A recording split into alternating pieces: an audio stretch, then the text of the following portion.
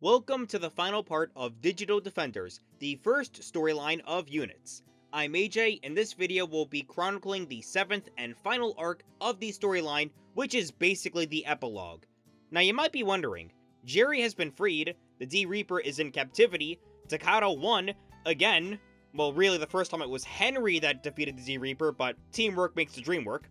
So really, what else is there left to discuss? Digital Defenders Epilogue is somewhat parallel to the Empire after the Galactic Civil War. Sure, the second Death Star was destroyed, but there were smaller Imperial groups scattered throughout the galaxy trying to preserve the Emperor's plans. Ultimately, there is a final battle to end all loose ends. That said, there's a couple of arcs that occur throughout the arc that are worth noting. So let's go over them chronologically. All of these events happened within the span of a year. Actually, there's one thing that should be addressed that I haven't brought up before. So, the Defenders throughout the storyline consisted of several Digidestined groups throughout the 90s and various allies that occasionally appeared. But there's one group of allies in particular that were not addressed up until now. That being the Astro Souls from Universe 7, Son Goku and friends. Drakina was such a huge fan of them since the 80s, and now that they were her employees in Vortex, she got the bright idea for them to help out the Defenders. Considering her and Goku were working at Vortex around this time, it only seemed logical for their kids to be helping out the Defenders. So, Gohan, Goten, and even Trunks have been aiding the Digital Defenders since the beginning of the storyline. And no, this is not a retcon. I haven't brought them up until now because of what's to come in the future, and it brings back some daunting memories for me. But that explains why I have used Dragon Ball Z sound effects several times throughout the storyline, as well as some music cues, and why most characters can fly and have ki, my reflection included. Now I know that having Gohan does seem like he can overpower anyone, including the D-Reaper, but keep in mind, this was back when he was considered a nerd in hitting the books, so his power level isn't anywhere near as it is today. Anyway, on with the tales. Following their defeat, Ali and Joey decided to open the floodgates once revived, and utilized all their reflections from several universes and integrating them into the prime universe of Shareverse. The reason why was because the D-Reaper did not pay them for their services or any signed contracts. And because she was still in stasis, the Defenders had to deal with the oncoming alternates once more, but this time more sporadically, happening throughout the year of 2013 and ending at the very beginning of 2014. So remember how I said that Samus doesn't interfere with the Digital Defenders until it deliberately involves her presence? Well, it turns out one of these new integrations was the introductions of Consultans, humanoid female androids based off of video game consoles. And because Samus had past experiences with human embodiments of consoles, this seems like a good fit for her. Throughout April of 2013, she went to their secret underground factory and fought as many Tans as she could. On the 12th, she fought the mastermind behind the mass productions. Now, up until then, occasionally Asuka helped out Samus with dismantling the Tans, but this time a third wheel was added. On this day, Carmella had free time on her hands after doing some promo shots for Capcom, even though this was during their dark age of the 2010s. In other words, she was wearing her Chun-Li attire, the persona she created in the 90s. When fighting the Mastermind Lady, she summoned her ultimate weapon, a giant robot dragon, but just when it looked like victory was on their side, the dragon detonated a self-destruct timer that would implode the entire underground facility. As the three rushed to the elevator to the surface, the elevator was disabled, and because the base was so far deep underground, Carmella's flight could not outrun the explosion, so Samus had to improvise. Using the Shine Spark would vaporize her two partners, so she used her arm cannon's hyper beam to launch the three out of the hole in time for the explosion to destroy everything. In other words, the Mastermind was destroyed, the Dragon was also destroyed, and all of the Consultans were disabled. That was the tale of the Tans. The next tale happens in the early hours of one May morning. By this point, I was well invested in my 3 Nintendo parody series. For Digimon, their Nintendo series was Zelda, and because of that, AJ wanted to film Tai riding a horse during a sunrise as a reference to the Ocarina of Time title screen. Izzy was brought in to do immediate post-production effects, and for extra points of detail, Link was also brought in to supervise the filming.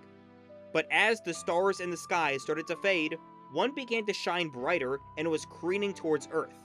A military starcraft landed on the shooting location, and out emerged a blue furry named Morori, challenging the defenders. And Link. Oh boy! I don't know, it's a Star Trek thing. But as the fight progressed, she went from being confident to absolutely terrified. The fight was going on for minutes, until it was interrupted by a portal in the ground. What came out were two leopard ladies and their master, self-titled Shao Kahn. But that's who she identifies as, so I'm going to call her Femme Shao to avoid confusion. Anyway, Morori was serving her, but because she failed to kill her targets under a strict time limit, she was punished via execution. The guys were shocked from this harsh form of punishment as the self-proclaimed ruler from hell challenged them. Surprisingly, the fight went well for the defenders' favor, but that chance of success shortly vanished as Femme Shao began to transform into her ultimate state. Using her servants, the three fused into becoming a goddamn Tyrannosaurus Rex, titled the Motherfucking Demon T-Rex, or Drexy for short. So, in Shearverse, dinosaurs were creations from hell, back when Earth was full of godly elements. They were obviously extinct during the Great Flood, no less. And you might think this sounds like Satanic Panic Baptist stuff, because around this time, I was in a moral state of panic, of being a good person spiritually. However, I'm still keeping this plot detail because it is reflective of my life. And keep my religious anxiety in mind for later. Anyway, Drexy was a nightmare. It was super powerful and could regenerate itself instantly. The way the four guys were able to defeat it was by constantly doing damage to it, preventing any chance to regenerate. And as the sun rose, Drexy was sent to hell. However, there is a part 2 to this story. One of the artificial astral souls that was created by Akashi was Sailor Moon OC's, and it turns out that their latest recruit was none other than her boyfriend. This Wraith alternate was known as Sailor Tech, who was really good with technology, and because of this, Drexy was given a technological upgrade, having a railgun and other forms of military machinery, this time titled the Motherfucking Demon Tech Rex, or Tech Drexy for short. So there was yet another threat the defenders had to face, and once more, that threat was neutralized, and that was the tale of Drexy.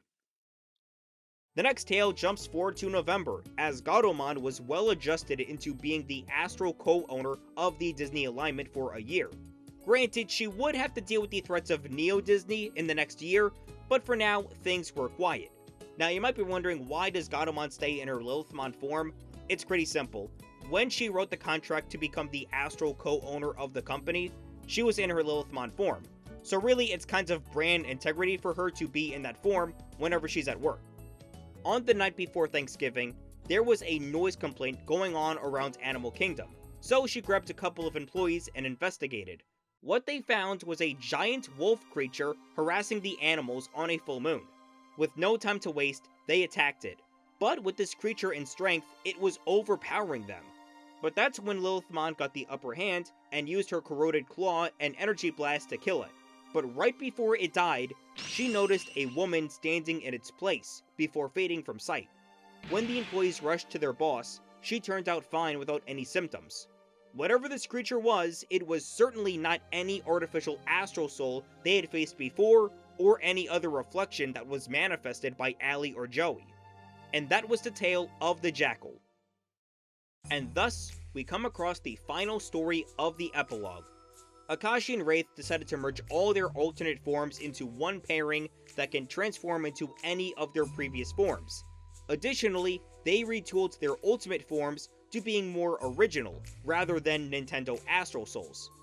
This being a singer named Ruby for Joey, and a Gorgon sculptor named Azura for Allie. The defenders were worried that the two could make one last strike that would be impossible to prevent, but thankfully in December, the D-Reaper had reawakened, and after putting her into custody and other community services, she admitted that her deletion of the real and digital world was not likely. And after hearing this alibi, the defenders arranged a meeting with Ruby and Azura to meet with the D-Reaper in January to sign the contract and get paid. That day would come on January 31st, 2014, where the three would go for dinner and sign all the papers and receive all of the payment. You might be wondering, where did the D-Reaper get all this money from? Well, basically from the royalties from Tamers and stealing money from Jerry's bank account. I mean, she does have her memories, so it is possible.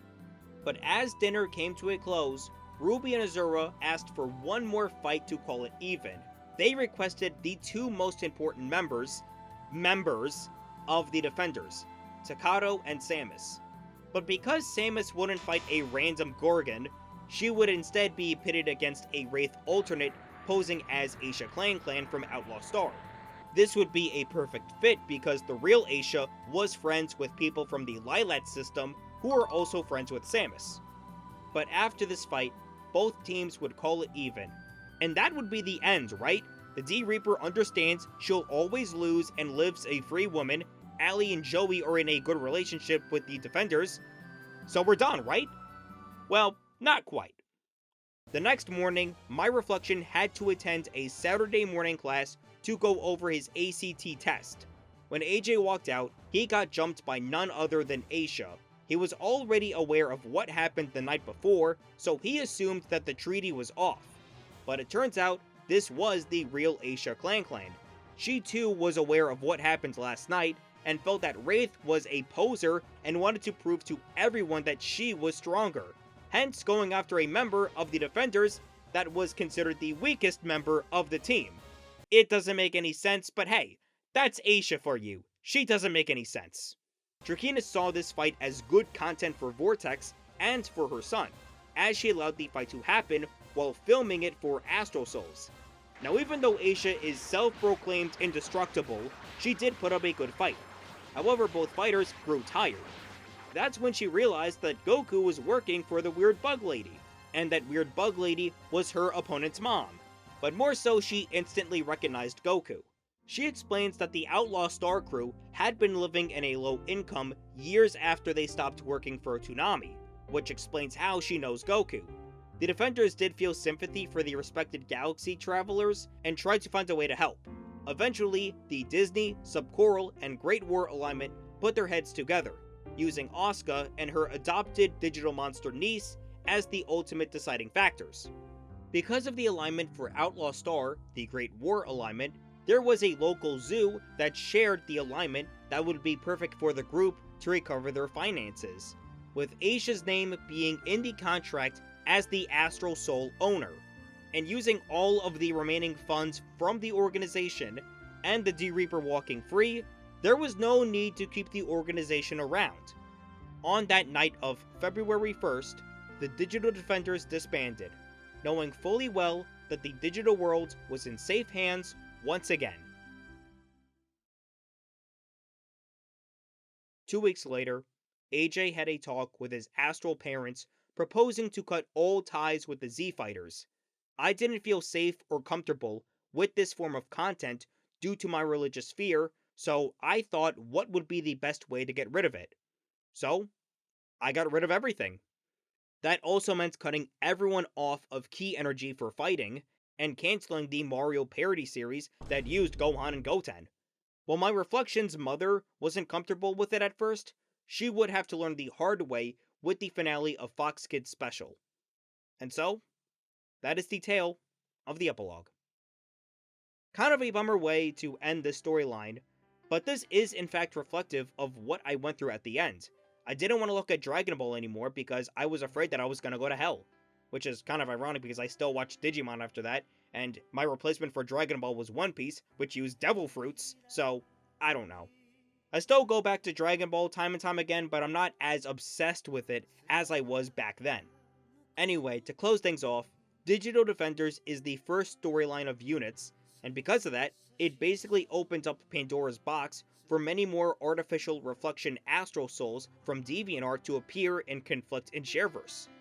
I'm not sure what will be the next storyline that will be discussed, so if you are interested in seeing where it goes, please consider leaving a like and subscribing to the channel. With that, I'm AJ, and I'll see you all in the next one.